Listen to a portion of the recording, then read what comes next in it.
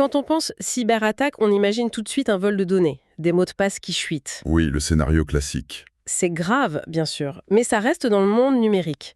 Sauf qu'il y a une autre forme de piratage, beaucoup plus effrayante. Celle qui sort des écrans pour toucher le monde physique. Exactement.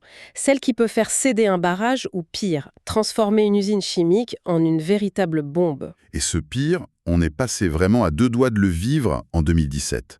Le décor, c'est une immense usine pétrochimique en Arabie Saoudite, un complexe industriel de la taille d'une ville, pour qu'on se représente bien. Gigantesque. Et un jour, sans prévenir, une partie de l'usine s'arrête, puis une autre. Et sur le coup, personne ne comprend ce qui se passe. C'est cette histoire qu'on va analyser aujourd'hui en s'appuyant sur pas mal de rapports d'enquête et d'analyses techniques. Le but, c'est de comprendre comment des pirates ont réussi à prendre le contrôle du système de sécurité ultime de cette usine avec un malware nommé Triton. Et surtout, de comprendre pourquoi cet événement a fait basculer le monde de la cybersécurité dans une nouvelle ère. L'ère du cyberterrorisme. C'est ça. Pour bien saisir l'enjeu, il faut comprendre comment fonctionne une usine comme celle-là. Il y a deux mondes qui cohabitent. D'un côté, l'informatique de bureau, l'IT. Et les emails, la compta, ce qu'on connaît tous, voilà. Et de l'autre, il y a la technologie opérationnelle, l'OT. L'OT, ce sont les systèmes qui commandent le monde physique. Les vannes, les pompes, les capteurs. C'est un peu le système nerveux de l'usine. Et s'il y a un système nerveux, j'imagine qu'il y a aussi un réflexe de survie, une sorte de bouton d'urgence géant. Absolument. C'est ce qu'on appelle le SIS, le système de sécurité instrumenté. C'est la dernière ligne de défense, l'ultime. Sa seule mission, c'est d'éviter la catastrophe. Exactement. Si une cuve surchauffe ou qu'une pression devient critique, le SIS prend la main sur tout et déclenche l'arrêt d'urgence. C'est son unique rôle. Et dans cette usine, ce 6 était réputé infaillible, c'est bien ça? Le meilleur du marché. Il reposait sur des contrôleurs appelés Triconex, fabriqués par Schneider Electric. Pour donner une idée, le fabricant revendique plus de 600 millions d'heures de fonctionnement. 600 millions d'heures. Oui, cumulées sans une seule défaillance dangereuse.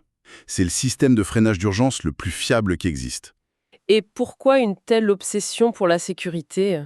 Qu'est-ce qui était si dangereux là-bas? Le sulfure d'hydrogène, le H2S. D'accord. C'est un gaz invisible, hautement toxique, corrosif et surtout terriblement inflammable. Le cocktail parfait pour un désastre. Voilà, une fuite massive et c'est un nuage mortel qui se répand avec un risque d'explosion cataclysmique.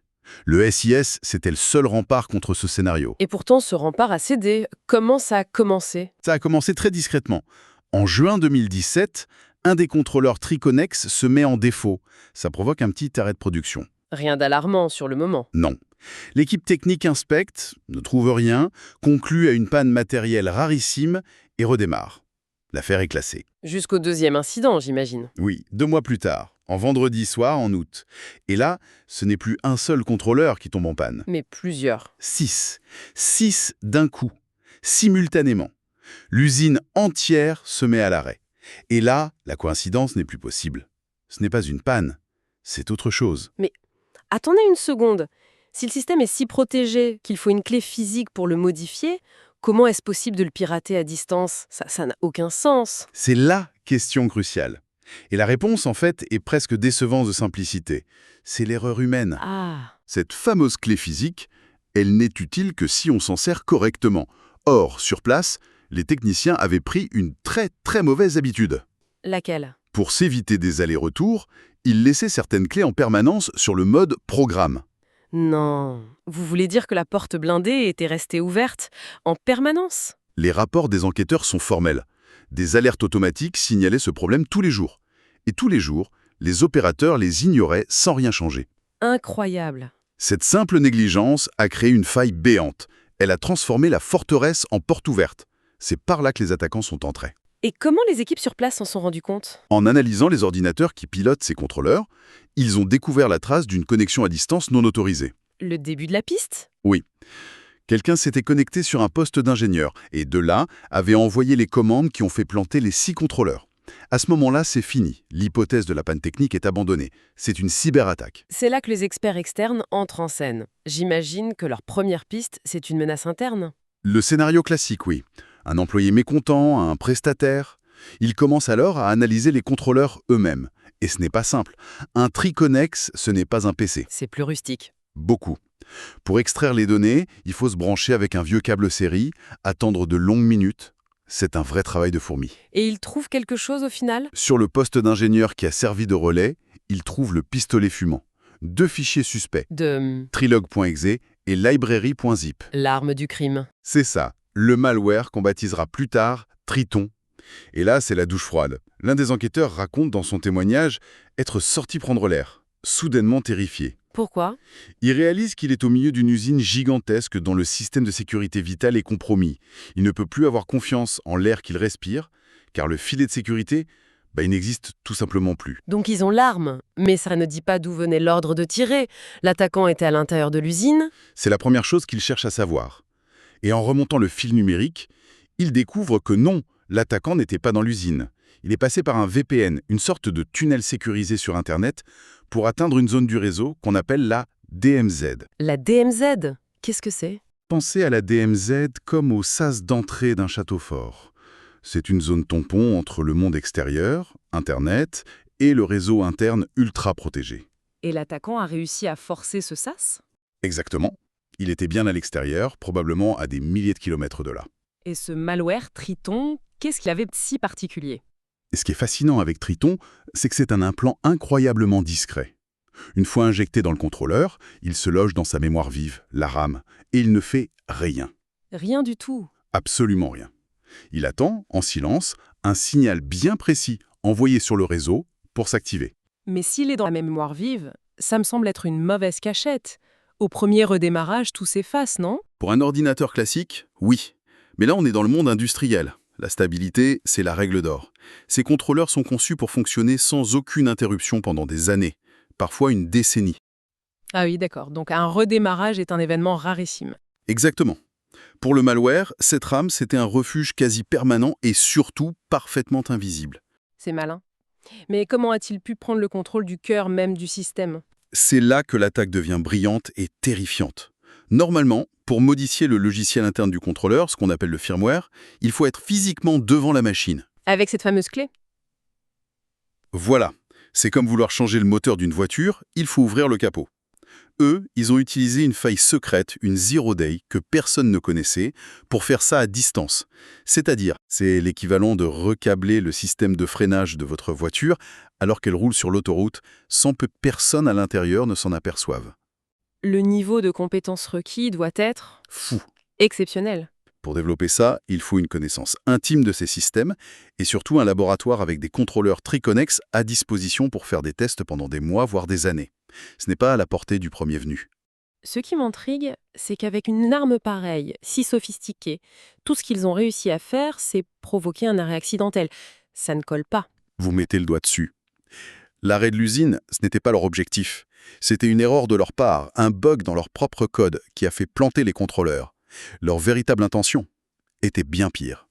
C'est ce que les analystes ont découvert. Oui, la société FireEye, qui a disséqué le malware, a établi 3 scénarios possibles. Le premier, c'est le sabotage économique. Provoquer des arrêts à répétition pour faire perdre de l'argent. Plausible, mais l'arme semble un peu surdimensionnée pour ça. C'est ça. Le deuxième scénario, La destruction matérielle. Reprogrammer le 6 pour qu'il autorise des conditions dangereuses, une surpression par exemple, jusqu'à ce que les équipements lâchent. Et le troisième scénario, c'est le plus glaçant. Il se déroule en 2 temps. D'abord, utiliser Triton pour rendre le 6 complètement aveugle et muet. Il a l'air de fonctionner, mais en réalité, il n'arrêtera plus jamais l'usine. le gardien est neutralisé. Ensuite, une fois le gardien endormi, utiliser un autre moyen pour provoquer délibérément la catastrophe.